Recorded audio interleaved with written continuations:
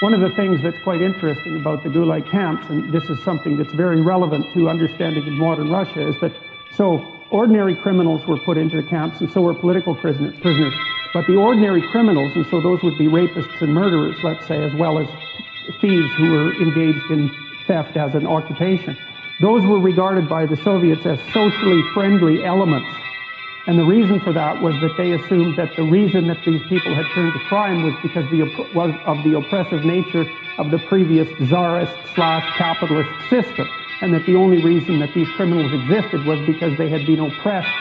They were oppressed victims of that system. And so one of the convenient consequences of that absolutely insane doctrine was that the Soviets put the ordinary criminals in charge of the camps.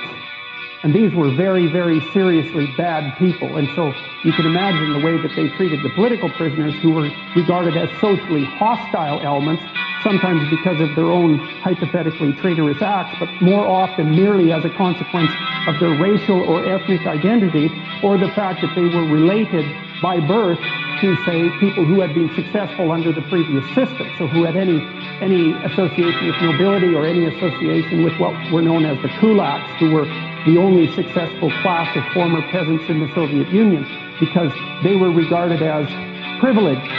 You may have heard that word more recently. They were regarded as privileged and therefore as enemies of the state, and it didn't matter if it was your father or your grandfather or your great-grandfather who happened to be privileged, but the mere fact that you were a member of that group was sufficient reason to put you into a camp.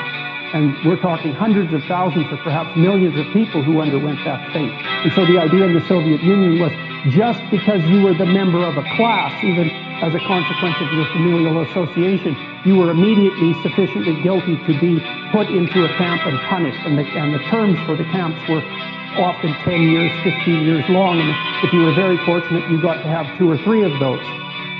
So the Soviets really implemented and perfected the idea of class and ethnicity-based guilt.